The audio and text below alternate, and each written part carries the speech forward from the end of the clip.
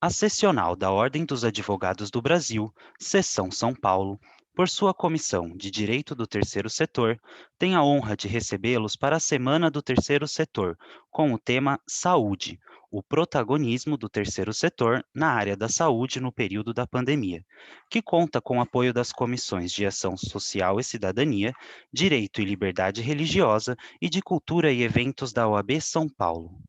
Este evento compactua com os Objetivos de Desenvolvimento Sustentável da ONU. Agradecemos e saudamos as autoridades que compõem essa mesa virtual, os participantes e todos aqueles que contribuíram com a campanha do agasalho.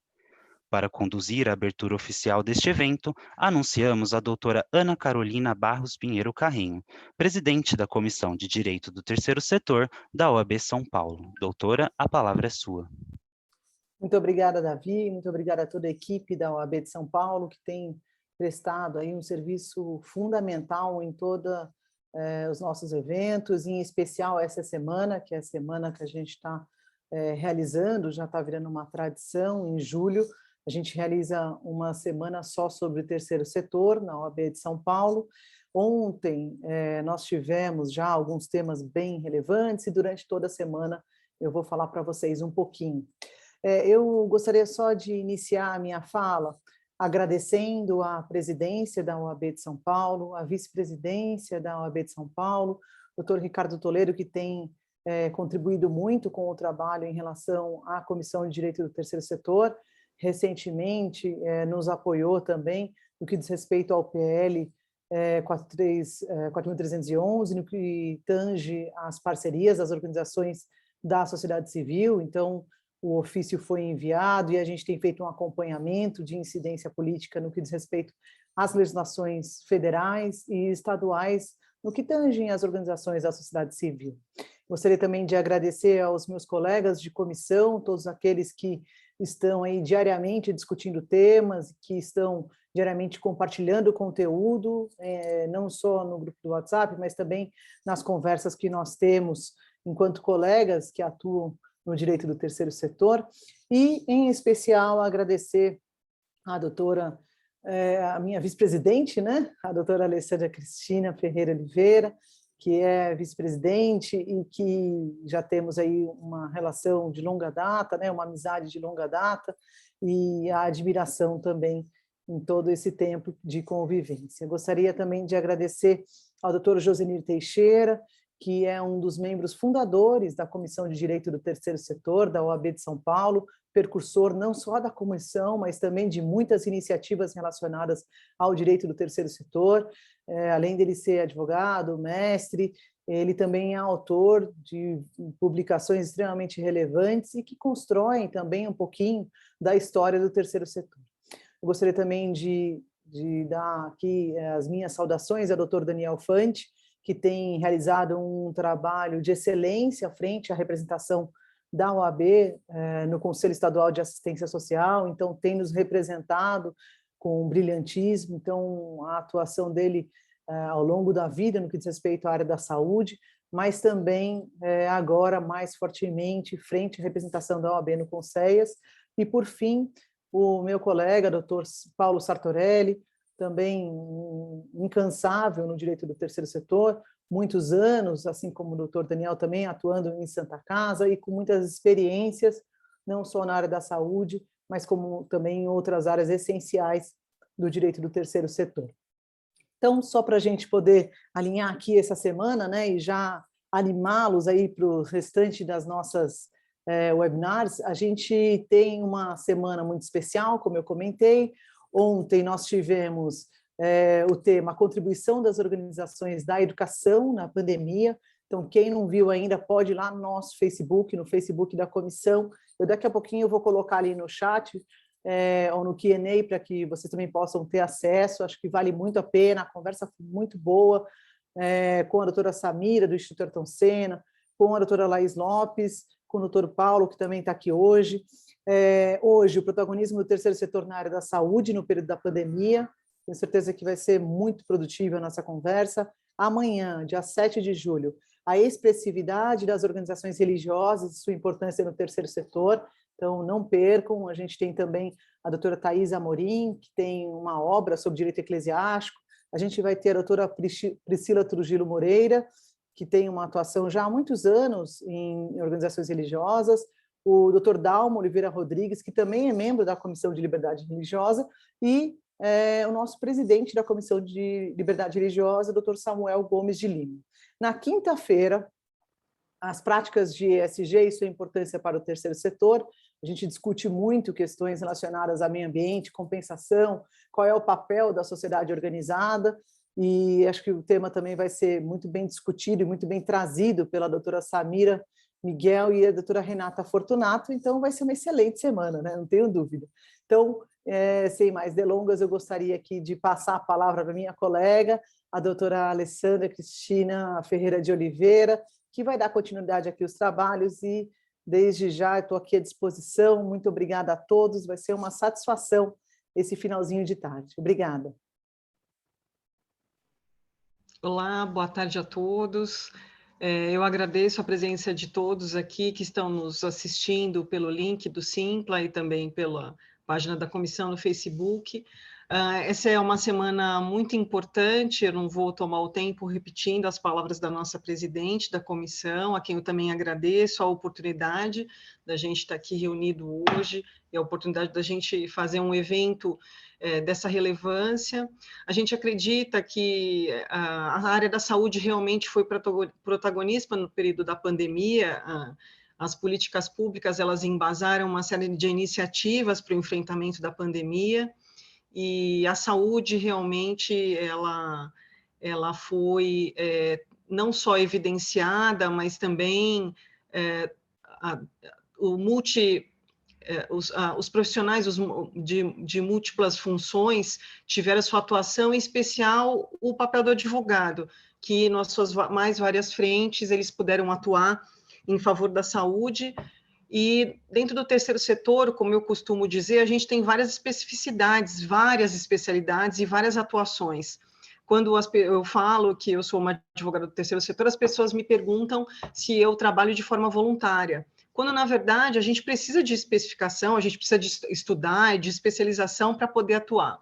Então, aqui os demais colegas, cada um dentro da sua área, a gente vai compartilhar conhecimento para que vocês possam entender um pouco mais dos meandros do terceiro setor.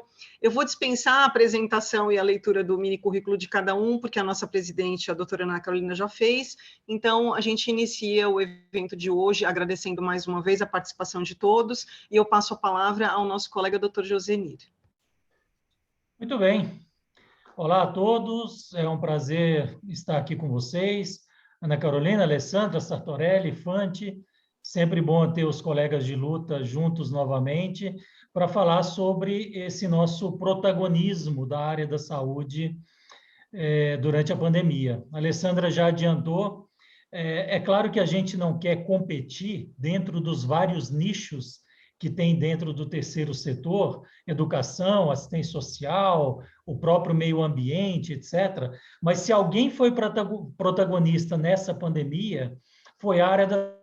Porque a gente já está há 1 ano e 3 meses só ouvindo, vendo e lendo situações acontecidas dentro de hospital, que é para onde, em última análise, os pacientes vão, com ou sem Covid. É lá que todas as celeumas que a gente vê acontecendo são resolvidas, é lá que as discussões acontecem, é lá que as altas de recuperação também acontecem, e é lá que as mortes também acontecem.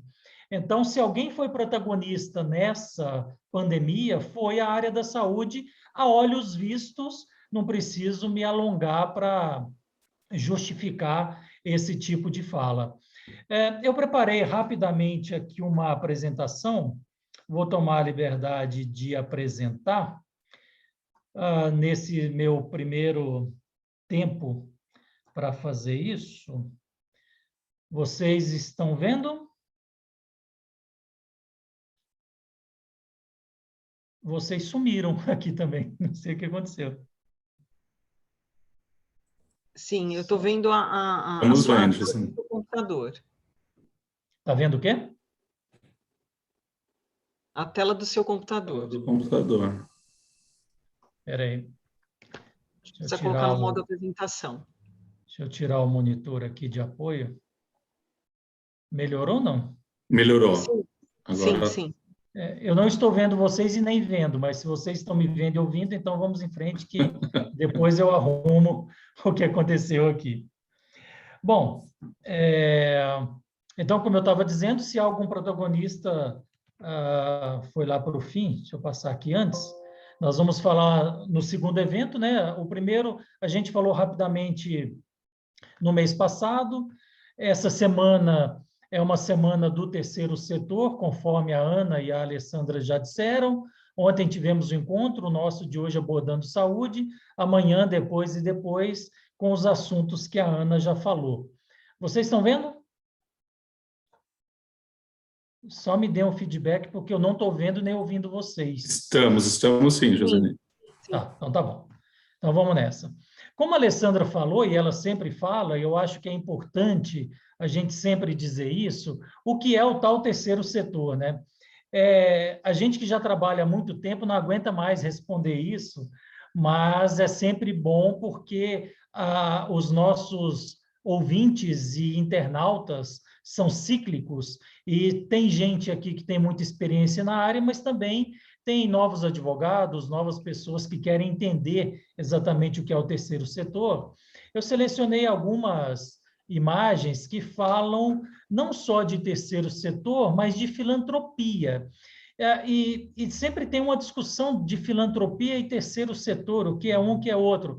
Aliás, essa reportagem aqui de alguns dias, mostrando que o ALOC está se engajando no terceiro setor, depois você vai ler a reportagem, ela informa que ele pretensamente criou uma entidade do terceiro setor para explorar, no bom sentido, a filantropia, que leva o seu nome. Ele destinou aí 27 milhões de reais para executar ações direcionadas ao que ele pretende fazer, e a reportagem aqui do Estadão mostra que uma das coisas, ou talvez a prioritária num primeiro momento, não conheço detalhes do projeto dele, é a construção de uma escola no Malawi, que, de certa maneira, também é terceiro setor e também é filantropia.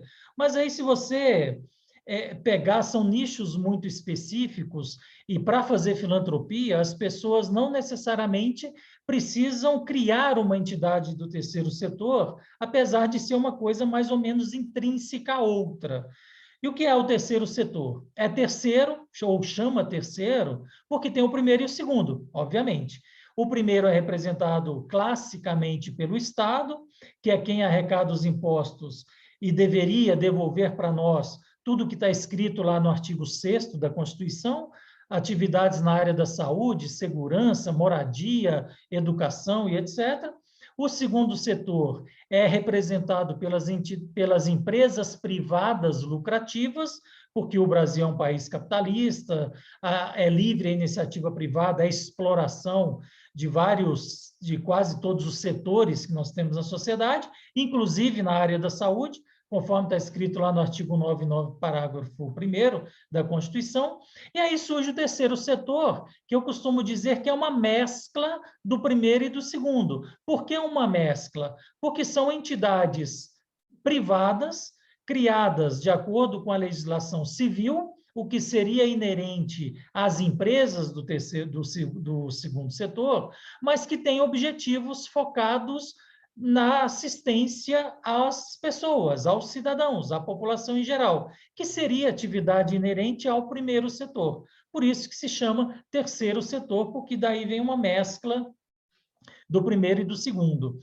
Muita gente chama de ONG, filantropia, terceiro setor, ONG, muita gente trata dessas denominações da mesma forma. Tanto que eu coloco aqui que entidade, instituição, instituto, OSC, que é a Organização da Sociedade Civil, ou a própria sigla ONG, que significa Organização Não Governamental, tudo isso é sinônimo e se refere a entidades sem fins lucrativos. Entidades sem fins lucrativos é sinônimo de terceiro setor.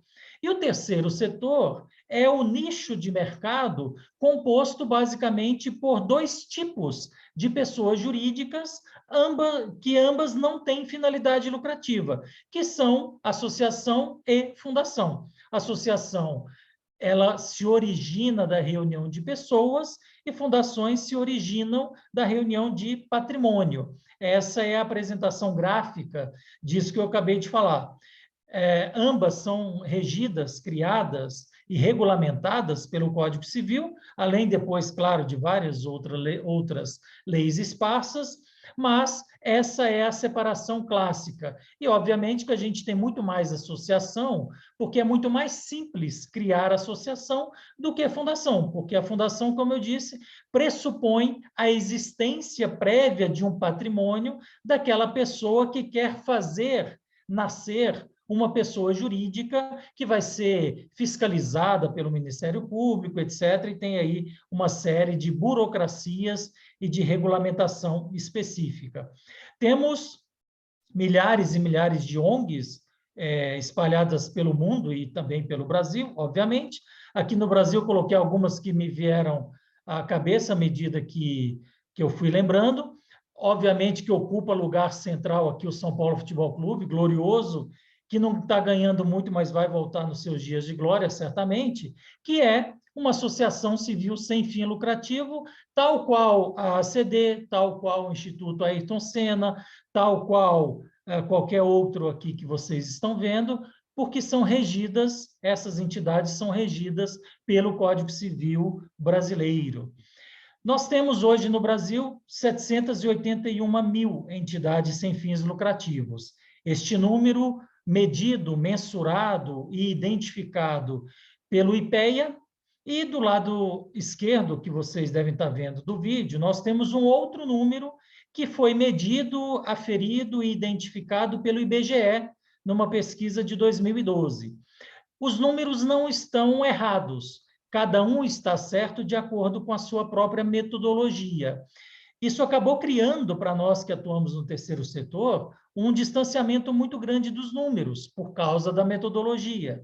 Então, quando você fala que tem 290 mil ou 781 mil, são números muito discrepantes, e nenhum deles está errado. Então, eu prefiro ficar com o número do IPEA, que é mais recente, e não que eu esteja privilegiando uma metodologia, elas não importam nesse momento a título de estatística, mas nós temos, então, criadas sob a forma de ONG, sob a forma de associação e fundação, 781 mil entidades no Brasil.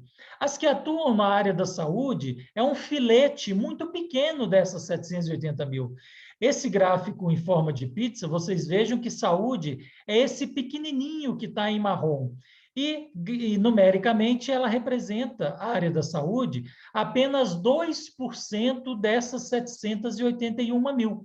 Então, vejam que na área da saúde, o número é muito pequeno, é muito baixo, o que não quer dizer que haja, efetivamente, nessa área, um protagonismo muito forte, porque nós temos 2.500 santas casas no Brasil, dos quase 7 mil hospitais que existem.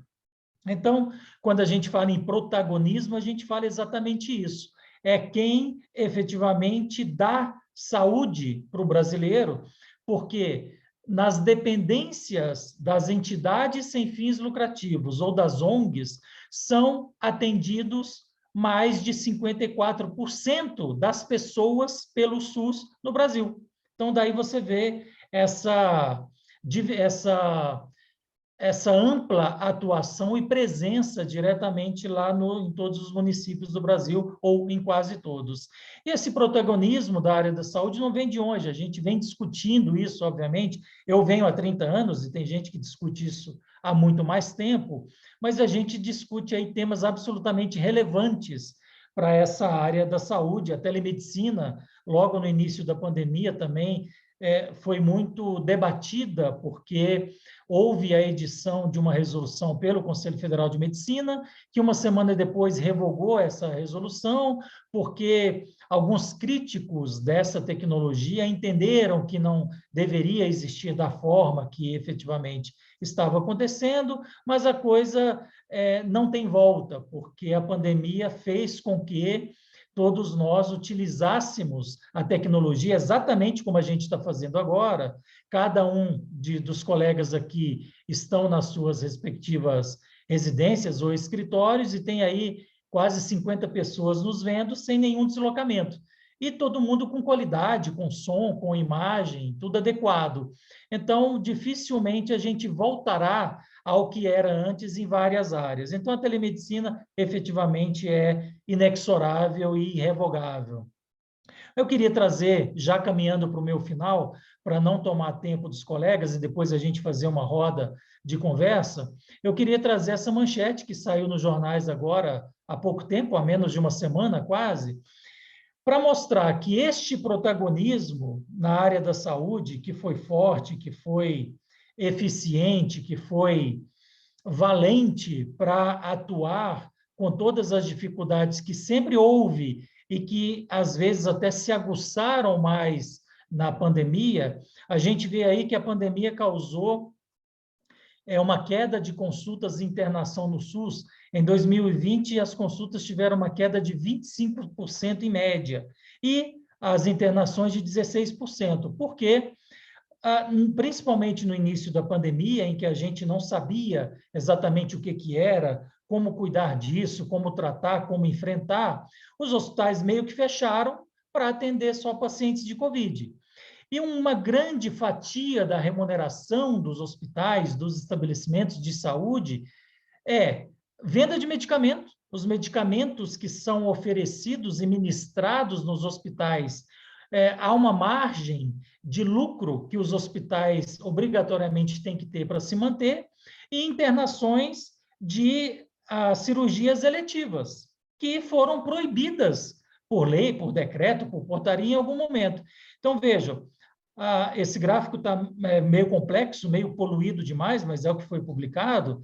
Vejam aqui que na esquerda as internações caíram 16% em 2020. Isso significa diminuição de dinheiro entrando dentro do hospital, com destaque para a redução de 23% nas hospitalizações de causas externas. Houve 60% menos consultas em abril e maio em relação ao mesmo período de 17 a 19. E abril de 2020 foi o mês com menos procedimentos desde 2007.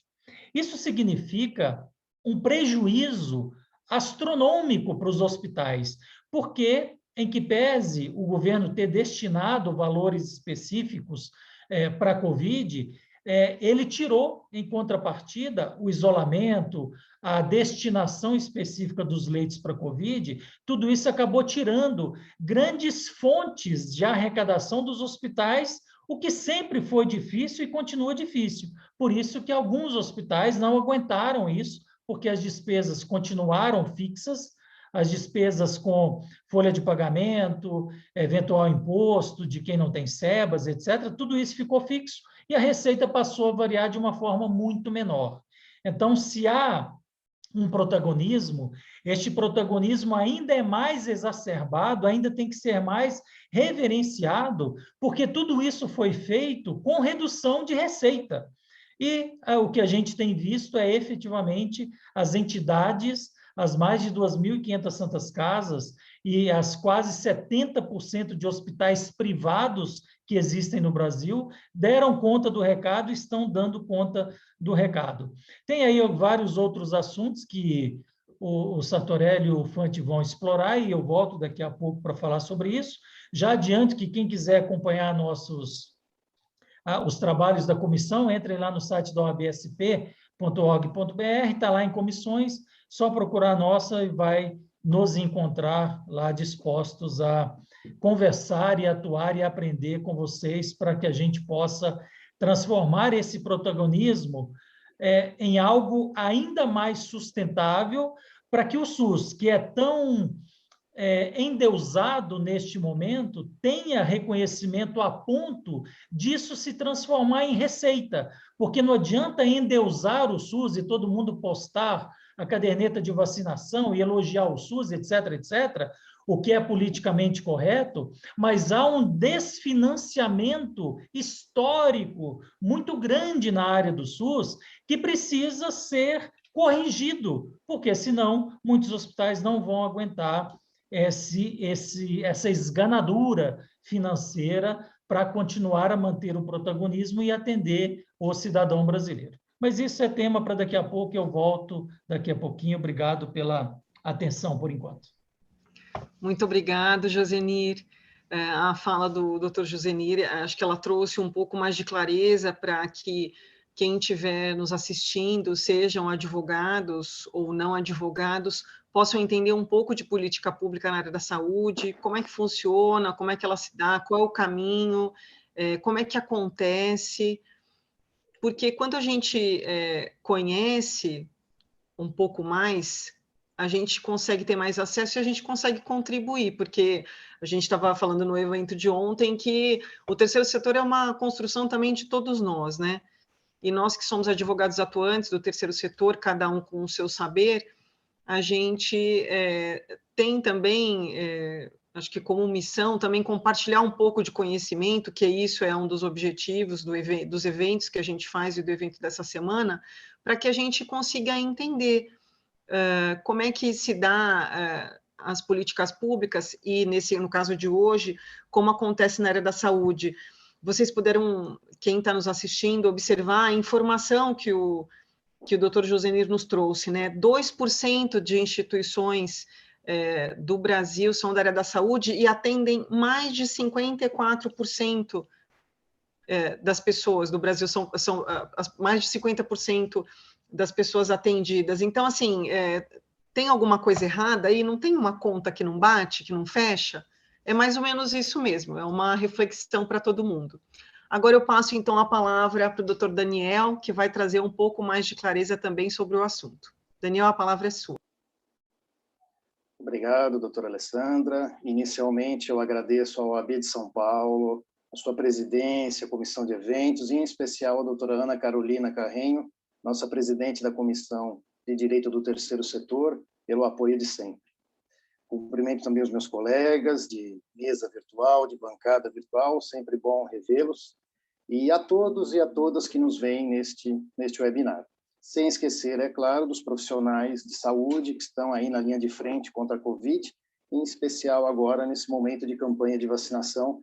Fica aqui a minha homenagem. Muito obrigado. Protagonismo das organizações do terceiro setor durante a pandemia da Covid-19. Como já foi muito bem falado pelo Dr. Josenir, o protagonista ele é um ser fundamental, essencial para o sucesso de uma determinada atividade. Sem o protagonista, nada acontece. Dito isto, se nós transportarmos esse conceito do que é ser protagonista para o tema que nos é proposto, o protagonismo das organizações do terceiro setor na área da saúde durante a pandemia, facilmente vamos chegar à conclusão que sem a participação do terceiro setor, especificamente na área da saúde, durante a pandemia da Covid-19, o atendimento à população seria um verdadeiro caos. Claro que os desafios foram inúmeros, as dificuldades também. Algo novo. Ainda estamos aprendendo com a Covid-19, em especial os profissionais de saúde que estão diariamente se arriscando. É uma doença que continua a desafiar os modelos de saúde existentes no mundo. Mas, com toda certeza, na realidade brasileira, seria inimaginável, impensável o enfrentamento dessa pandemia e dos seus efeitos sem a participação das organizações do terceiro setor. Como já foi muito bem declarado, muito bem falado pelo Dr. Josenir, o tão decantado, propagado Viva SUS, o Viva SUS, nas redes sociais, na mídia de uma maneira geral, nas filas de vacinação, muito bom, lindo, viva o SUS. Somente é possível com a participação e com a atuação das organizações do terceiro setor.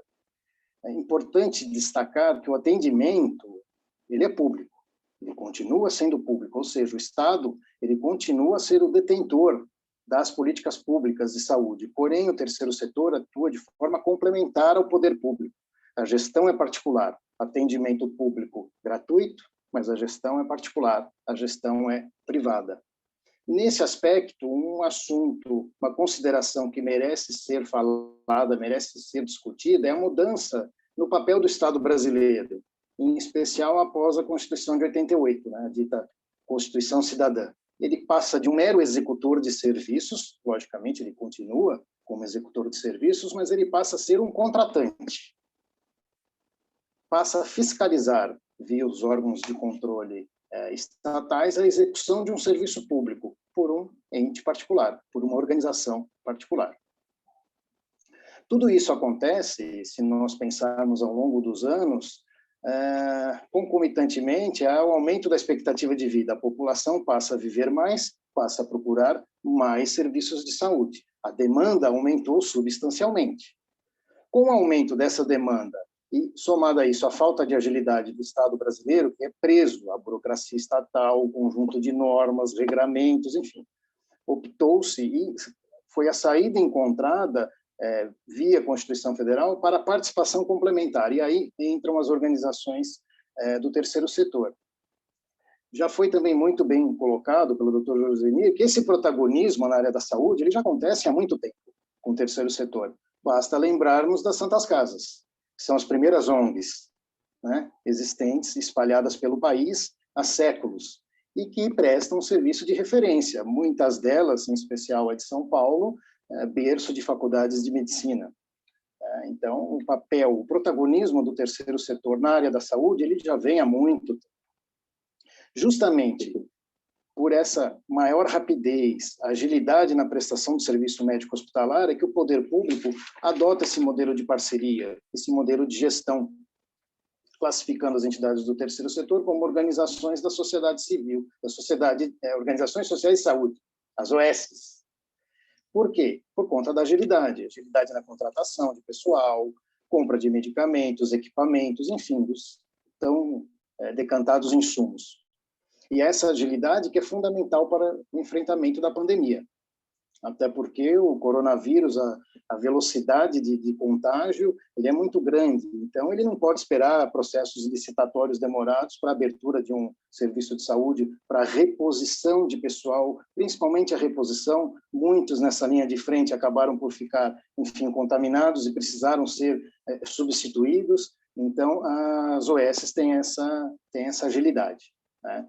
Diante desse modelo de gestão, cabe ao poder público estabelecer as metas de atendimento e destinar os recursos públicos para a execução dos serviços.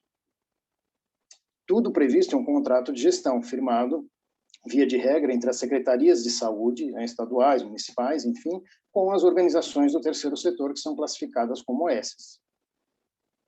Assim, cabe ao Estado, além de proporcionar a saúde à população, via contratação das OS, aumentar o acesso da população aos serviços de saúde. Muitas vezes, onde o Estado não consegue chegar, o terceiro setor presta o serviço. E tem prestado o serviço de uma forma exemplar, até porque é um assunto totalmente novo, um recurso totalmente difícil, escasso, uma doença que demanda muito tempo, muitas vezes, internação, de respiradores, de oxigênios e de profissionais técnicos, que nós não temos, infelizmente, em abundância, dada a especificidade do trabalho a ser desempenhado. Então, cabe ao Estado fiscalizar muito bem a execução desse contrato, logicamente, e também destinar os recursos necessários para que essas entidades possam desempenhar os atendimentos.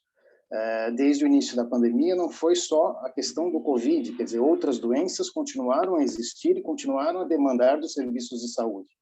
Então, a partir do momento que o Estado passa a entender mais essas questões, é preciso sensibilizá-lo a destinar um volume considerável de recursos para que a população tenha o melhor atendimento possível, e o que as entidades procuram desempenhar. Seria totalmente, como eu já disse, impensável enfrentar a pandemia sem a participação do terceiro setor. E mais, colocar fim à pandemia via campanha de vacinação Também seria impensável imaginar uma campanha de vacinação, a capacidade, o volume, a expertise que nós temos sem a participação do terceiro setor. Então, esse protagonismo que ele vem há décadas, há séculos na área da saúde, das organizações do terceiro setor, logicamente foi acentuado por conta da pandemia aí da Covid-19, e ele continua e continuará pós-pandemia. Então, eu termino aqui a minha participação e devolvo a palavra à doutora Alessandra. Muito obrigado, doutor Daniel. Eu agradeço as suas palavras, que trouxeram um pouco mais de clareza para a questão da política pública da área da saúde, os meandros, como funciona, e a gente pode ver com as duas falas, do doutor Josenir e do doutor Daniel, as diferentes possibilidades de atuação do advogado. Foram abordagens completamente diferentes e, ao mesmo tempo, complementares para que a gente possa entender um pouco mais como é que funciona. Antes de passar a palavra para o doutor Paulo, eu vou só responder uma pergunta da participante Eliane dos Santos de Amarila. Acho que eu falei certo, espero que sim. OSC, Organização da Sociedade Civil. Mais ou menos o que a doutora Ana Carolina falou, o doutor Josenir e o doutor Daniel. Alguns falam organizações não governamentais, ONG, as ONGs, são denominações similares, Organização da Sociedade Civil. Eu não sei se é especificamente isso, se eu esclareci o seu questionamento, ou é alguma coisa específica da fala do doutor Daniel. Tá ok? A doutora Ana vai falar um pouco mais, talvez possa trazer um pouco maior de clareza, então, antes de passar a palavra para o doutor Paulo. Só para, acho que vocês estão colocando até agora, mas só para trazer aqui para a participante, desde 2010, ou até um pouquinho antes, foi feito alguns estudos relacionados a questões relacionadas à sociedade civil organizada, no que diz respeito a alguns pilares. Então, contratualização, um simples social, uma certificação única. Isso foi discutido em um seminário internacional que aconteceu em 2011 sobre o tema. Então, a partir dali, foi feito um entendimento, e, na verdade, foi com bastante estudo, de uma terminologia mais adequada e não importada, né? Porque a gente sempre utilizou a terminologia ONG, que ela é importada, NGOs, né, americanas, e as OSCs vieram com a Lei 13.019. Então, no texto da Lei 13.019 de 2014, vai trazer a referência de quais são as organizações da sociedade civil. Então, lá a gente vai ter as organizações religiosas, a gente vai ter cooperativas sociais e as associações e fundações. Então, é só para quem quiser também consultar, na Lei 13.019 de 2014 está lá a conceituação, tá bom? Muito obrigada. Eu vou colocar o link da lei aqui no chat para os participantes. Doutor Paulo, a palavra é toda sua. Muito obrigado, doutora Alessandra. Queria inicialmente cumprimentar a todos os presentes aqui nesse evento. Uma boa noite a todos, aqueles que nos estão assistindo, os nossos colegas advogados também. Gostaria de agradecer aqui ao OAB pela oportunidade, mais uma vez cumprimentar a instituição por essa organização deste evento, a possibilidade de nós virmos aqui tratar de um assunto tão importante. Agradecer a minha presidente, doutora Ana Carolina Barros Pinheiro Carrenho, presidente da Comissão do Terceiro Setor, da qual eu tenho orgulho e a honra de ser secretário, nossa vice-presidente também, doutora Alessandra, doutor Josenir, doutor Daniel Fante, que expuseram com muita maestria aqui esse tema, e agradecer a organização do evento também, que o bom de falar depois de pessoas tão brilhantes assim é que nós temos muito pouco a considerar, né? A falar, então a gente consegue falar menos.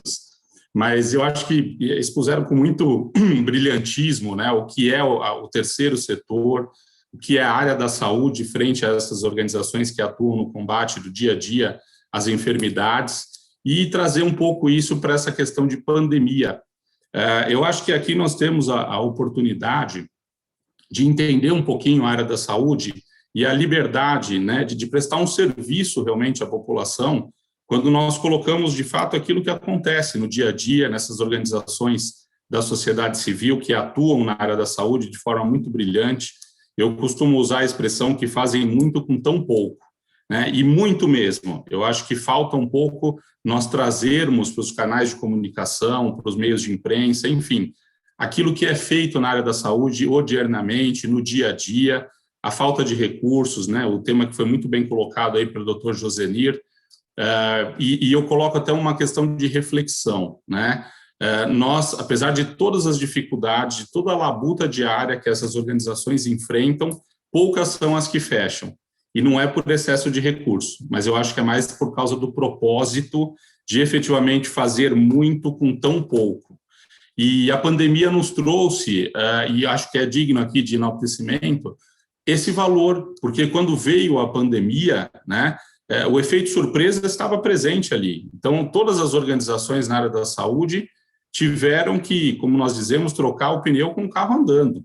E diante de uma doença que não tem precedentes, não se sabia sequer como atendia um doente, tratava um paciente, né, qual o tipo de recurso que você tem que utilizar para cada um dos pacientes que entraram no sistema do SUS, e eu acho que isso é pouco colocado na sociedade, né? Hoje nós temos aí, eu acho que muitas discussões com relação à pandemia, com a área da saúde, se foi A ou B, se veio de A ou B ou C, enfim, e às vezes até mesmo a questão das vacinas, né? Hoje as pessoas escolhendo vacinas A, B, C, D, enfim, e a gente pouco pensa no que o SUS faz para que a coisa efetivamente aconteça.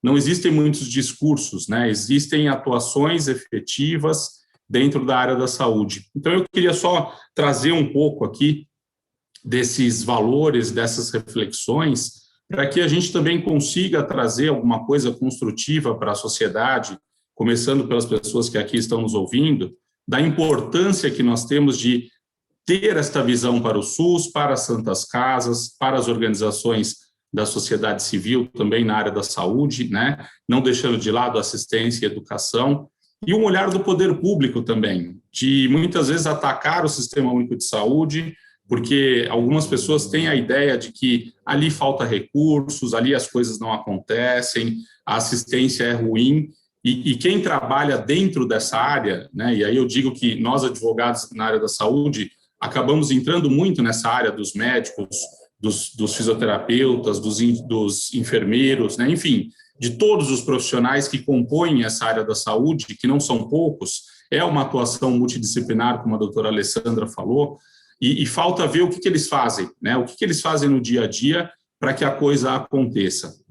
E eu pego um pouco também da fala dos colegas com relação ao Viva SUS, né? Eu acho que é um pouco disso. Nós sim, enaltecemos o Sistema Único de Saúde, mas muitas vezes não sabemos nem o que é, não sabemos pelo que passam e não sabemos o que são capazes de fazer, quiçá com recurso, quiçá com o olhar do poder público e, lógico, manter a questão da fiscalização, isso é importantíssimo, né? Nós estamos falando aqui, tecnicamente foram colocados alguns dispositivos legais aqui com relação à fiscalização que o poder público exerce em cima das organizações, e isso tem que ser cada vez mais, né? Essa fiscalização, nós, enquanto organizações, gostamos disso, porque isso nos ensina a ter a profissionalização que a doutora Alessandra falou, efetivar as nossas ações, otimizar recursos, trazer um planejamento estratégico, que são temas que até então eram vistos somente no segundo setor, né? E hoje ainda há quem diga que isso não existe no terceiro. Lê do engano, o terceiro setor ele está, sim, crescendo, ele está se aperfeiçoando, nós estamos querendo otimizar cada vez mais o recurso, né, acho que dentro dessa premissa, né, que eu acho que isso nunca vai morrer, fazer mais com pouco. Eu acho que por mais que você tenha muitos recursos, você multiplica aquele valor e você devolve isso para a comunidade, para a população de um modo geral. Eu queria trazer só algumas questões importantes, acho que com relação ao SUS, e fazer um paralelo, e volto a dizer, para que nós tenhamos uma reflexão, eu acho que até uma provocação, né, para que a gente tenha em mente que muitos criticam hoje o Sistema Único de Saúde pelo que fazem, e às vezes até mesmo por não conhecer esse sistema, mas há quem venha de fora do Brasil para fazer tratamento aqui no SUS, e isso é muito comum. Tem pessoas que moram fora do país, né, são brasileiros, evidente, e eles vêm uma vez por ano aqui para fazer check-up, para usar o nosso sistema de saúde. Então, eu acho que falta um olhar de nós, né, enquanto brasileiros, enquanto população, para o Sistema Único de Saúde, né, para ver que ele não está morrendo, não, ele está pujante, ele está cada vez mais na busca daquilo que pode vir a ser o nosso futuro, né. Costumo dizer também que, não raras às vezes, a inovação, como o Dr. Josenir bem colocou aqui, ela vem do Sistema Único de Saúde, sem preconceito nenhum, mas às vezes não vem das grandes redes hospitalares, dos grandes hospitais privados. Às vezes a inovação ela nasce do SUS. Talvez ela seja mais efetivada nesses hospitais porque eles têm recursos para fazê-lo, né? E aí se trabalha numa grande rede, mas o Sistema Único de Saúde ele traz também isso, ele traz muita inovação na área médica, na área de equipamentos, na área de atendimento a clientes, né, a pacientes, e eu acho que na pandemia não foi diferente. Então, eu gostaria aqui de fazer uma homenagem a todos os profissionais da saúde que atuaram frente a essa pandemia. Muitas vezes foram criticados, né, às vezes por uma conduta, por uma postura que tenham tido, mas a gente esquece que eles estão na linha de frente e é uma fase que ninguém esperava, né? A pandemia sem precedentes e essas pessoas estão lá. Elas estão lá para salvar vidas, muitas vezes sem ter como fazê-lo, sem ter as orientações necessárias, sem ter os equipamentos, sem ter os medicamentos, né, que muitas vezes se desconhecem quais são. Então, eu queria aqui enaltecer o trabalho desses profissionais que, de fato, nunca fugiram aí do campo de batalha para enfrentar essa pandemia e, mais uma vez, ratificar as falas dos colegas aí que me antecederam e agradecer a oportunidade por estarmos aqui falando de um assunto tão importante, né, e que agora a gente realmente possa falar ao Viva SUS, mas entender que o SUS ele precisa da nossa atenção, do nosso carinho, e de fato é um sistema que, se nós tivermos o valor que ele merece, certamente será o melhor do mundo, se é que já não é. Mas eu digo até em questão de resultados, né, de atingir o maior número de pessoas dentro dessa estrutura. Muito obrigado a todos. Passo a palavra de volta à doutora Alessandra. Obrigada, doutor Paulo. Então, mais uma fala que trouxe mais clareza ainda sobre a política pública da área da saúde, com mais informações sobre o SUS. Todos, do seu ponto de vista, trouxeram o seu entendimento e as suas experiências como advogados atuantes no terceiro setor na área da saúde. O doutor Josenir pediu para falar, mas eu já vou aproveitar que ele pediu para falar para perguntar o seguinte, trazer uma reflexão, de repente, para a gente poder discutir.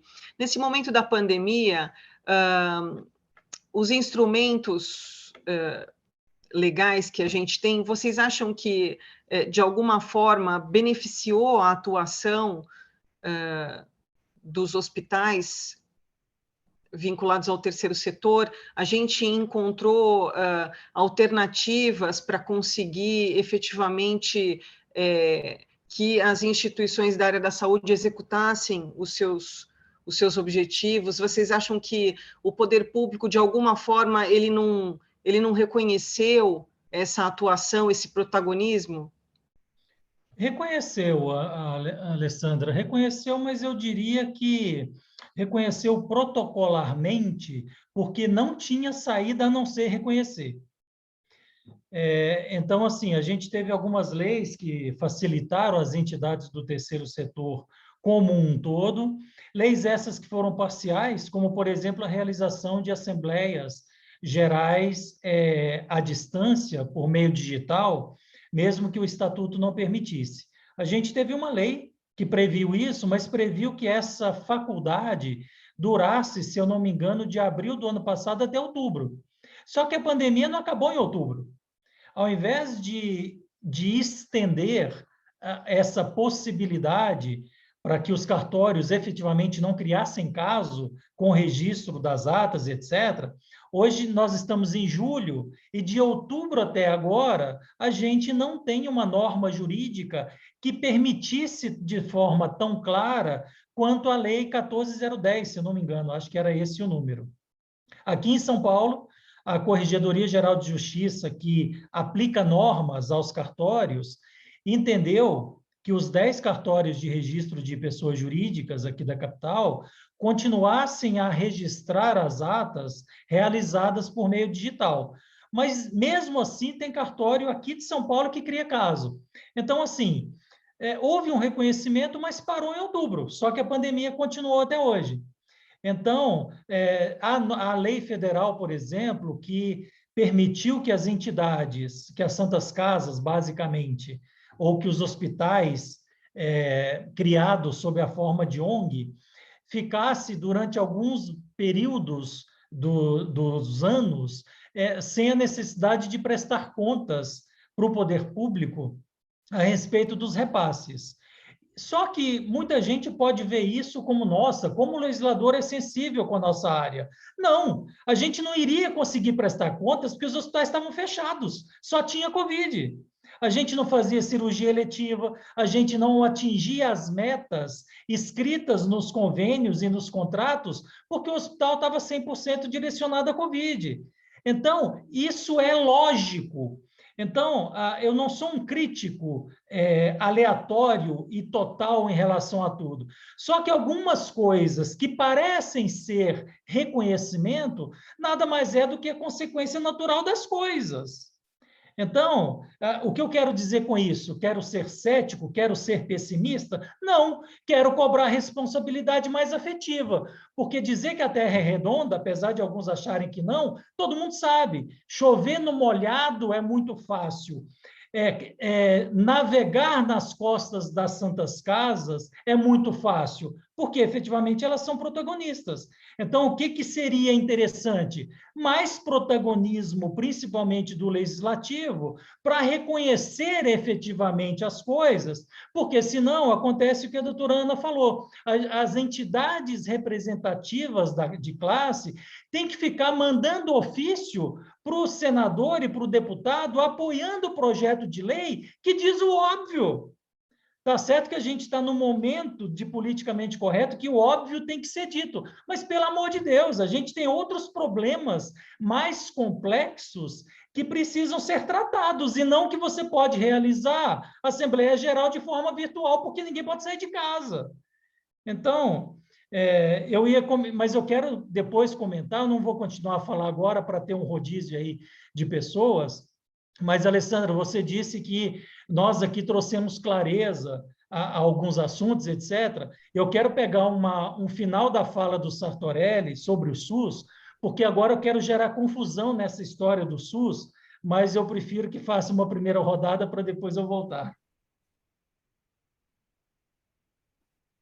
E depois a doutora Ana, tá ok? Cortou. Paulo? Obrigado, doutora Alessandra. Somente também pegando um gancho nessa questão, né, doutora Alessandra, acredito que, como o Josenir falou, eu acredito que sim, tenha tido esse reconhecimento, mas por necessidade, né? Eu acho que nós tivemos aí a necessidade de ter um olhar mais atento, talvez um olhar que ele deva ser recorrente, né? A gente tenha que ter esse olhar, principalmente do poder público, de uma forma mais recorrente durante o ano e não só durante uma pandemia. A questão das atas pode parecer um problema simples, mas como o doutor Josenir bem pontuou, nós tivemos cartórios, por exemplo, que, embora aceitassem a assembleia virtual, todos os documentos deveriam ser assinados fisicamente. Então, você tem que fazer uma ata de pessoas que não estão reunidos presencialmente, enfim. Então, para nós, advogados, isso é um absurdo, mas, ok, os cartórios assim exigiam, e nós tivemos... quase falsidade ideológica. Exatamente. Então, eu acho que é por isso que eu digo que é importante nós trazermos isso neste canal, para que as pessoas saibam que nós, enquanto advogados, temos brigas, digamos assim, no bom sentido, né, para que nós possamos cumprir essas formalidades e seguir a lei da maneira como ela rege.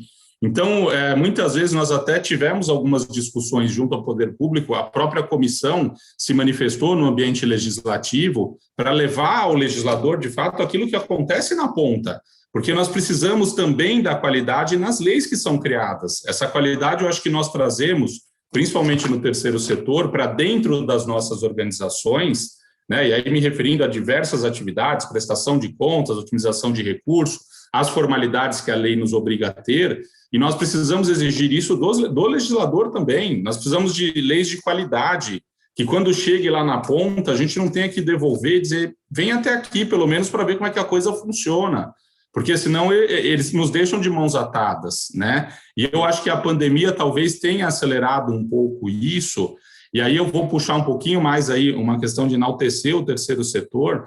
A forma como nós nos adaptamos foi algo que você não vê nem em algumas empresas do mundo corporativo em segundo setor. O terceiro setor ele conseguiu se adaptar de uma maneira tão grande, talvez até pelo propósito e pela natureza que o move, que nós não vemos isso em muitas organizações do segundo setor, que às vezes ficaram sem saber o que fazer, e nós fomos fazendo, porque de fato é isso que nós temos que ter, né? Essa proatividade de fazer, enfim, com pouco ou muito recurso, com pouca ou muita dificuldade, a coisa precisa acontecer. Então, eu queria só complementar nesse sentido a fala do Dr. Josenir e responder também a sua pergunta. Agradeço pela palavra, mais uma vez.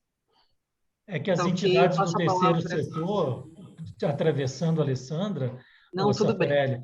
Elas estão acostumadas a tirar leite de pedra. As entidades do terceiro setor nunca navegam com dinheiro, nunca trabalham com dinheiro. Não. A gente sempre está ali, na realidade de hospitais localizados em cidades menores, etc., você está sempre fazendo quermesse para leiloar o frango, para arrecadar dinheiro para pagar a folha de pagamento, encargos, atender, etc. E é isso que eu acho que a gente está encobrindo com essa fase de amor que todas as pessoas têm pelo SUS, que tudo bem, eu não vou fazer uma campanha fora SUS, abaixo SUS, etc. e tal, porque eu não sou doido. Agora, quando todo mundo enaltece o SUS, viva o SUS, etc., etc., e eu escrevi isso ano passado, que eu publiquei um artigo sobre isso, cara, o que é o SUS? E aí eu estava pensando, enquanto o Sartorelli estava falando, se o SUS é tudo isso, mas ele é tudo isso porque as entidades arregaçam as mangas, metem a cara sem dinheiro e se endividam para atender quem está lá na ponta, por isso que ele é tudo isso, porque no papel o SUS é um belíssimo plano, todos nós sabemos que o SUS é um belíssimo plano. Tanto que o Lula, em algum momento, sugeriu para o Obama, olha, a gente tem um plano aqui que é ótimo, aplica aí que dá certo, e que não está aplicado. Então, todo mundo concorda que o SUS é um belíssimo plano, só falta dinheiro para financiar. Então, se não fossem as entidades, tanto é que 54% das pessoas brasileiras são atendidas no SUS, nas entidades sem fins lucrativos, conveniadas ao SUS. Retira as entidades e onde que essas pessoas serão atendidas? Não há hospitais públicos suficientes. Dos quase 7 mil hospitais que a gente tem no Brasil, 70% são privados. Alguns conveniados ao SUS e outros não. Então, essa fase de amor toda pelo SUS, ela, em alguns momentos, ela é hipócrita, porque a gente está enaltecendo um serviço que é bom, mas ninguém discute o financiamento dele. Mas eu quero voltar a isso, eu atravessei a Alessandra, o nosso tempo está adiantado, mas eu quero voltar nisso, se você me permitir, Alessandra. Não, eu permito, Josenir, mas assim, a doutora Ana pediu a palavra, vou passar a palavra, depois a gente volta a comentar, mas o objetivo dessa minha provocação, dessa minha reflexão, é exatamente trazer a discussão, e muito mais do que isso, trazer o conhecimento de quem está nos assistindo, qual é a realidade. Bom, então, aproveitando o ensejo da discussão que está pautada em questões legislativas, uma das situações que quem trabalha com a área hospitalar mais enfrenta, e aí eu queria só provocar, né, os meus pares que estão aqui, é a questão de aquisição de insumo necessário para a operação de assistência hospitalar, no que diz respeito ao ICMS. Né? Então, a gente tem que judicializar, né, muitas vezes, tem o decreto estadual 65718 de 2021, que revogou os dois anteriores, mas parece uma coisa maluca, né, para quem ouve, mas sim, né, as organizações que trabalham na área hospitalar ou na área da saúde ou assistência hospitalar enfrentam desafios tributários gigantescos, simplesmente e muitas vezes para adquirir insumo hospitalar. Então, eu queria só provocar essa situação, porque é uma questão tributária que já deveria ter sido, ou talvez, mais clareada. A gente tem decisões quase que diariamente dessa questão, e partindo do pressuposto que a gente tem feito discussão de reforma tributária, reforma da Lei 12.101, que é a Lei da Filantropia, pouco se ouve em relação a essa questão de aquisição de insumos no exterior, né? Então, eu queria só ouvir um pouquinho de vocês, enfim, saber o que vocês têm visto ou o que vocês acham disso.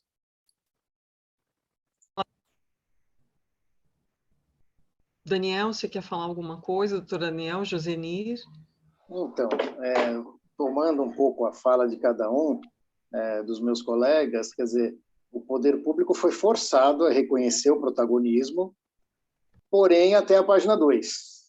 A pandemia não terminou. Quer dizer, a gente escuta muito no mundo pós-pandemia. Ainda estamos em pandemia. E ficaremos ainda durante um tempo, tá certo? Em que pese a vacinação deve avançar, vamos torcer para que avance o mais rapidamente possível, mas, dadas as variações, dadas as cepas que o vírus nos apresentou, então, essas mutações, a pandemia não terminou. Então, ao mesmo tempo que o poder público reconhece o protagonismo, é forçado a reconhecer, ele cria entraves. Então, como é que eu vou fazer assembleia virtual, mas a documentação tem que ser física? Todo mundo tem que estar presente para assinar. Mas você está me recomendando ficar em casa, está todo mundo em casa corretamente, se protegendo, aqueles que puderam ficar em casa, tá certo? Então, ele reconhece o protagonismo, mas ele cria alguns entraves, como essa questão tributária. A aquisição é um negócio, a saúde é um negócio caro, é um negócio específico. As escolas de medicina, e aí também um outro item da inovação que foi tratado. Muitas dessas escolas, muitas dessas entidades têm que mandar os seus médicos, os seus estudantes para fora para estudar. Vão aprender técnicas, vão utilizar de materiais, de equipamentos importados, de medicamentos importados. Então, aí a pessoa vem cheia de ideias, técnicas, vamos resolver o problema. Não, mas aí tem um entrave na questão tributária, porque aqui essa questão pega, a questão do recurso, e tudo está interligado, né? Quer dizer, nessa área, tudo está interligado. Então, você tem diversas questões, diversos grupos de trabalho.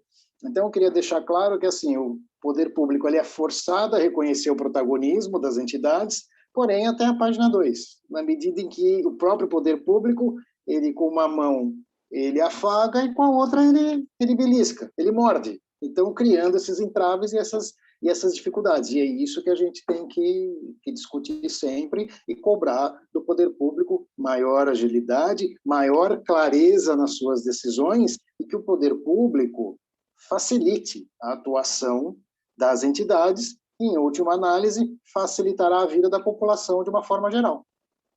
Esse era o esclarecimento que eu queria fazer. Eu devolvo a palavra para a doutora Alessandra. Posso dar um exemplo disso, Alessandra?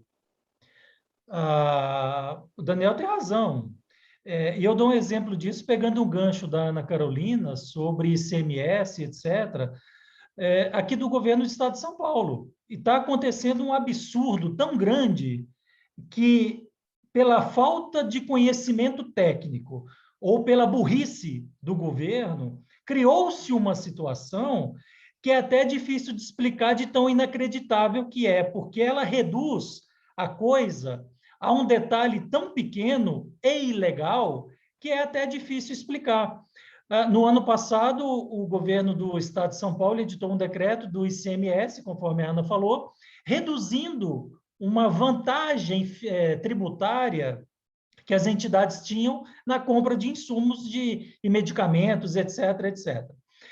Muitas ações, muitas entidades procuraram o judiciário, algumas conseguiram liminares.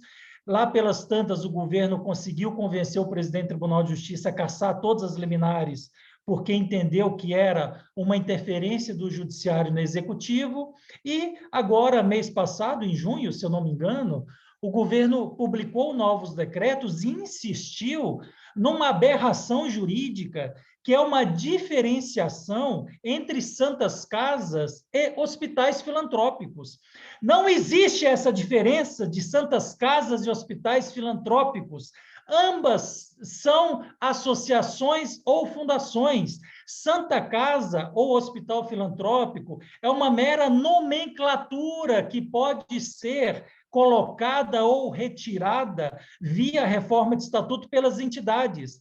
A Santa Casa é um nome histórico, é uma referência. E o decreto fala que quem tem Santa Casa no nome tem a isenção e quem não tem Santa Casa no nome não tem isenção. Meu Deus do céu, isso é uma aberração jurídica que fica até difícil explicar.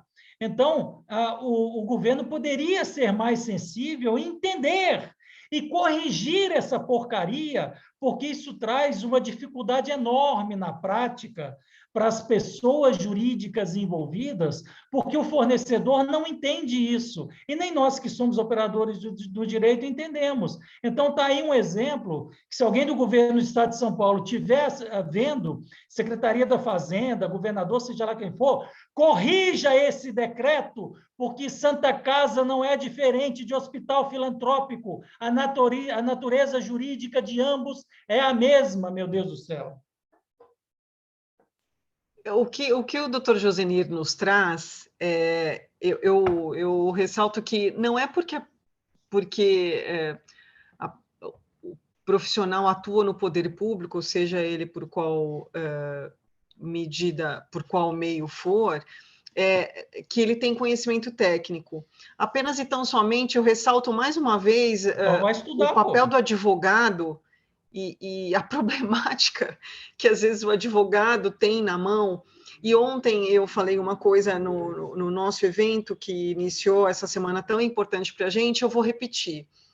Quando a gente fala de atuação do advogado no terceiro setor, e vou usar a mesma palavra, é ingênuo achar que a nossa atuação ela não interfere no negócio, porque é negócio. A gente ontem falou de educação, hoje a gente está falando de saúde, amanhã instituições religiosas e na quinta-feira sobre ESG. Quando eu falo negócio, é um negócio social. A gente vai atingir uma coisa, tem um objetivo, a gente tem que ter responsabilidade em relação à nossa orientação, ao que a gente vai falar para o gestor, para quem a gente está atuando, se a gente é o advogado interno, se a gente é o assessor, o consultor, o prestador de serviço. A gente tem que, pelo menos, ser humilde e falar, olha, eu vou em busca da informação. Existem muitos profissionais com muitos saberes. Mais uma vez, a gente está falando aqui da área da saúde, cada um com a sua visão, e vocês podem observar que são visões complementares. Cada um tem o seu saber, cada um tem a sua experiência, e a gente está todo mundo falando da área da saúde. O que o Dr. Josenito nos traz é uma dor do advogado que atua dentro das organizações, porque a gente, às vezes, tem que atuar, tem que judicializar uma questão que não tinha necessidade, entendeu? Se quem escreveu lá, se quem deu, com todo respeito, a canetada da lei, da norma, conseguisse entender o que é natureza jurídica, o que a gente está falando, a nomenclatura, ela não pode diferenciar uma coisa que está dentro do mesmo balaio. Então, assim, mais uma vez eu digo a importância dos eventos que a gente faz, da troca de informação, da troca de experiência, para que a gente possa, de forma coletiva e de forma de trabalhar em rede, possa atuar em favor da nossa comunidade. A gente está enfrentando a pandemia e a gente está enfrentando uma pandemia na legislação, tá? As questões do terceiro setor, elas estão sendo, assim, o enfrentamento da pandemia, o enfrentamento desse desconhecimento da legislação, que se confunde um monte de coisa, as pessoas se perdem. Então, como é que você... com todo respeito a quem está nos ouvindo, mas você autoriza uma assembleia virtual, mas tem que estar formalizada a assinatura? Como assim? Mas como é que... E aí é o seguinte, mais uma vez o papel do advogado, a gente tem que ser um pouco mediador, porque você tem que explicar isso, porque parece que você está falando uma coisa que não tem sentido. Não, realmente não tem sentido. Como o doutor Josenir falou, não tem sentido. Mas você tem que explicar, você tem que tentar, de alguma forma, atuar, trazer o conhecimento e falar, realmente, olha, não tem sentido. Então, a gente tem esses caminhos. A gente está indo para o final do nosso evento e, de verdade, nem parece que já passou tanto tempo assim.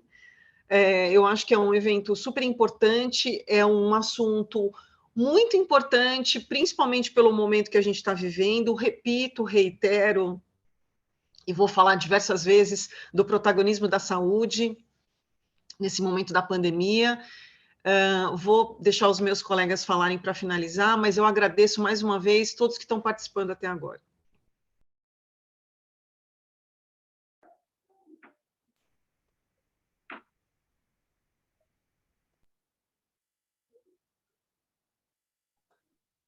A Alessandra sumiu e não deixou ninguém com a palavra. Ô, Paulo, você quer continuar? O que eu queria levantar, Paulo, o que eu queria levantar da sua fala aquela hora, do SUS, etc., etc., eu acho que não vai dar tempo e o assunto ele precisaria ter acontecido lá no meio da nossa conversa para ter tempo de todo mundo se manifestar e eu explorar a ideia. Senão vai ficar parecendo que eu sou um crítico do SUS, e sou no aspecto do financiamento, mas senão vai ficar meio fora de contexto do que eu estava falando. Então, mas só para resumir isso, eu acho que isso que as pessoas estão fazendo de Viva o SUS, camiseta, cartaz, etc., etc., teria que ter uma sequência, e eu não tenho esperança nenhuma de ter sequência, porque o brasileiro não dá sequência nas coisas, mas uma sequência de exigir que o financiamento esteja à altura dos serviços que são prestados, porque Exato. O serviço continua sendo prestado à custa do endividamento das entidades e à custa da responsabilização dos membros da diretoria estatutária, que é um outro assunto extremamente grave e que tem colocado pessoas e feito com que pessoas que são provedores, presidentes de santas casas, estejam quase à bancarrota, porque, do ponto de vista jurídico, essas pessoas têm responsabilidades tributárias, trabalhistas, etc., com relação às pessoas jurídicas. E todas elas são imbuídas de muita vontade em atender o seu semelhante, em continuar o serviço que os hospitais filantrópicos vêm desenvolvendo, etc. e tal. Só que chega uma hora que o endividamento mata todo mundo, mata a pessoa jurídica, mata os dirigentes, porque não se sustentam por causa do subfinanciamento que existe. Mas, de qualquer maneira, e eu acho que esse é o nosso mal maior. Hoje mesmo eu publiquei nas minhas redes sociais uma matéria que eu achei, vasculhando algumas coisas, de 2016, em que o Dr. Gonzalo Vencina, que é até um dos atores protagonistas aí de todas as mídias recentemente, um cara extremamente competente, com quem eu tenho o prazer de conviver e de trocar ideias. Em 2016, ele já falava da necessidade de mudança da forma de financiamento do SUS. Em 2016, está aí nas minhas redes sociais, ele já dizia que não era possível aquele momento. E antes do que isso, porque 2016 para cá nós estamos falando de 5, 6 anos, há mais tempo do que isso, há 15 anos, a gente discute a mudança da forma de remuneração dos procedimentos prestados pelas entidades privadas para o SUS. E não temos solução. Não temos solução. A gente discute, mas não realiza, não acontece, não aplicamos, não testamos as novas formas para ver se elas funcionam, e se elas funcionarem, a gente continua, e se elas não funcionarem, a gente estuda outra. Só que a gente não sai deste marasmo que não funciona. Mas, enfim, isso precisaria de mais tempo, e eu não quero tomar a palavra aí dos colegas. Mas é uma própria característica, né, Josenir, do setor. O setor, ele faz. O setor, ele atende. Muito superior às metas impostas, porque a demanda é muito grande. Então, também quem estabelece as metas, quem dá a canetada, tem que ter a noção do estrago que ele vai fazer. Essa questão, Santa Casa, hospital filantrópico, não, quem tem Santa Casa, então, ok, Quem não tem, dançou. Não, mas eu atendo. A natureza jurídica é a mesma. São associações, são fundações que precisam do recurso. Precisam ter recursos, e os recursos advindos da sociedade cada vez mais escassos. Quem tem que proporcionar isso, quem tem que facilitar isso é o poder público, e não criar mais barreiras, mais entraves. E uma coisa que agrava isso, Daniel, eu falei lá na minha exposição que o Brasil tem 781 mil entidades, ONGs, 2% delas são da área da saúde, o que dá em torno de 3, 4 mil, mais ou menos, e agora os governos insistem em querer vincular esse repasse de recurso a quem tem SEBAS, que são só umas 1.000 e pouco. Exato. Isso restringe mais ainda o universo das pessoas jurídicas que conseguem atender a população, porque o SEBAS não é fácil de se manter. E se você segmentar tudo isso a SEBAS, você vai matar mais da metade aí pelo caminho. Eu acho que não é fácil de manter, não é fácil de obter e de manter. Pois é. Tá certo? Então, aí você restringe, e aí você vai prejudicar quem? A ponta, o usuário, a população. Você vai acabar por restringir, né, doutor Paulo? Eu acho que tem 2 pontos aí que vocês levantaram que é importante, né, Josenir? Aquela questão do SUS, principalmente, por isso que eu digo que tem que ter um olhar tanto do poder público, né, com um olhar mais carinhoso, como da própria população, porque não raras as vezes eu ouço que o SUS ele é gratuito. Ele não é gratuito, alguém paga essa conta. Então, eu acho que a gente tem um conceitual muito importante. Quando eu vou ter um atendimento do SUS, ele não é de graça, alguém está pagando, e as Santas Casas, os hospitais filantrópicos estão na linha de frente. Então, quando a gente grita o Viva SUS, ok, vamos reconhecer, né? Obviamente, ele é um sistema, como todos nós aqui concordamos, que ainda tem muito a crescer e tem muitas arestas a serem podadas. E aí eu pego um pouco também o gancho que vocês estão falando, e a gente entra, aqui também não vai dar tempo para entrar nisso, mas na questão da imunidade tributária, né? Porque hoje muito se ouve que o governo ele quer muita receita. Ok, não há nenhum mal nisso. Todo mundo quer dinheiro, mas então que ele pegue naqueles lugares onde ele pode pegar. Porque a imunidade, né, nós entendemos que a imunidade é a impossibilidade que o Estado tem de tributar. E não é porque ele não quer, ou porque ele é bonzinho, ou porque ele faz uma caridade. Não. É porque nós, enquanto organizações, nós aprendemos, e hoje fazemos isso muito bem, a prestar contas de cada centavo que nós recebemos do governo, até a título de imunidade. Quando não se cobra um imposto, isto volta para a sociedade. E muitas vezes nas discussões, e por isso eu acho que esse é um ambiente muito salutar para nós discutirmos, as pessoas colocam como se a organização da sociedade civil estivesse levando algum privilégio quando ela diz que não paga impostos, né? Ela não paga impostos, mas não guarda dinheiro no colchão. Ela tem dificuldades, inclusive, porque nós... Muito pelo contrário. Exatamente. Nós deveríamos, enquanto sociedade, não estar esperando o governo querer tributar as organizações, mas sim pedir o recurso maior do governo, porque é a obrigação dele manter, inclusive, o SUS, né? Então, eu acho que é muito importante, sim, nós termos essa discussão, e eu concordo com vocês, quando nós falamos viva o SUS, viva o sistema, e agora vamos sentar para discutir como melhorá-lo, porque, de fato, o subfinanciamento ele advém porque o SUS funciona, porque as empresas não fecham. Quando a empresa fecha, você aporta dinheiro. Quando a empresa funciona bem, deixa ela que não é um problema para mim, eu vou tentar ir para um outro lado. Então, eu acho que é muito importante esse ambiente aqui de discussão para nós termos também propriedade quando nós levantamos a bandeira, né? Não quer dizer que é perfeito. Até nós tivemos num primeiro encontro, né, algumas pessoas que falaram que algumas pessoas perderam parentes no SUS. O SUS são hospitais, é a área da saúde, nós temos problemas como qualquer outro hospital privado também, né? Talvez o deles não apareça tanto, isso apareça mais no público, mas eu acho que as pessoas têm que entender como a coisa funciona. Uma das coisas que eu costumo sustentar é: nós não podemos perder a nossa capacidade de indignação, né? Nós temos que nos indignar, temos que e lutar por essas coisas, porque o terceiro setor ele é isso, né? Nunca nos deram nada de graça, nós sempre fomos atrás, e nós aqui, advogados, sabemos as dificuldades que nós temos de muitas vezes levar essa discussão para o poder público, dizer, eu não deixo de pagar nada que é devido.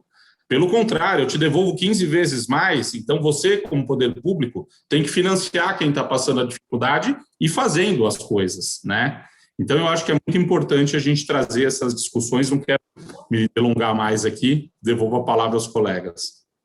Alessandro, eu quero fazer uma campanha, quero lançar uma campanha. Eu ia lançar essa campanha com um contexto, mas a gente está sem tempo, eu vou lançar só a campanha sem contexto, porque às vezes é bom porque gera até mais confusão. A campanha é a seguinte: eu tenho o meu cartão do SUS aqui, que vocês não estão vendo, que dá reflexo. Meu cartão do SUS com meu nome, tudo bonitinho e tal. Eu nunca usei esse cartão. Eu tenho, mas eu nunca usei. Mas eu tenho cartão de plano de saúde. Então, eu queria lançar uma campanha, um desafio, que é o seguinte: todo mundo que gritou Viva SUS na hora de tomar a vacina e que tem plano de saúde, cancele seu plano de saúde e faça doação do valor equivalente à mensalidade a uma Santa Casa. Está lançada a campanha.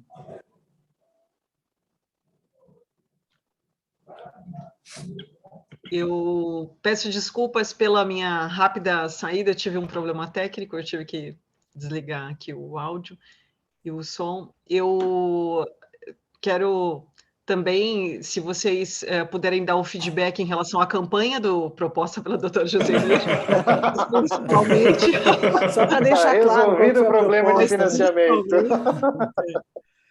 Mas, principalmente, a gente quer agradecer a participação de todos, a gente está caminhando para o final, com a grande, a maciça maioria das pessoas aqui acompanhando desde o início. A gente quer agradecer as pessoas que estão aqui com a gente, as pessoas que estão no Facebook, e também pedir, por favor, a contribuição de vocês para responder à pesquisa de opinião do evento, que a nossa presidente colou aqui no chat. É importante que todo mundo responda, até para a gente ter um feedback e poder até melhorar e abranger mais os assuntos dos nossos eventos. Essa semana, mais uma vez, eu repito que é uma semana muito importante para a gente vai tratar de muitos assuntos e de muitas de áreas diversas do terceiro setor, são muitas especialidades que atuam dentro do terceiro setor, é muito importante a participação de vocês.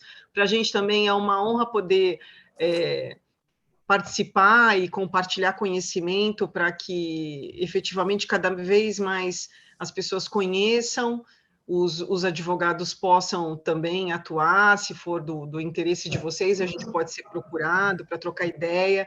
Falamos também da página da comissão, no Facebook, que vai estar disponível, né, o evento, se vocês quiserem compartilhar com os colegas, página da comissão no site da OAB.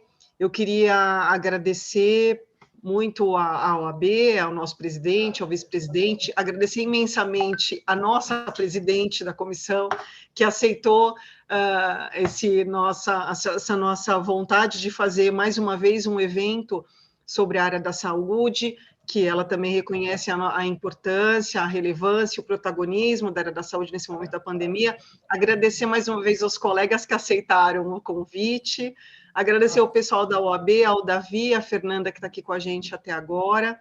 Passo a palavra, então, agradeço mais uma vez a presença de todos, passo a palavra, então, à nossa presidente, se algum dos colegas quiser falar mais alguma coisa.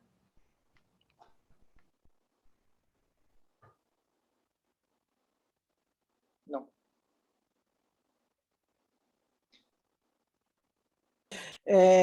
Eu queria só também agradecer a todos vocês.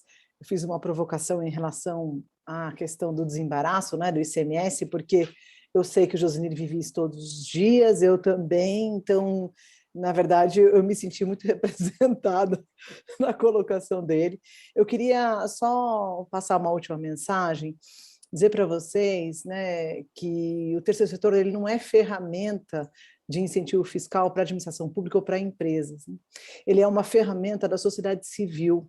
Então, a gente tem ouvido, ou tem, de alguma maneira, repercutido aspectos de que as organizações do terceiro setor são usadas muitas vezes, né?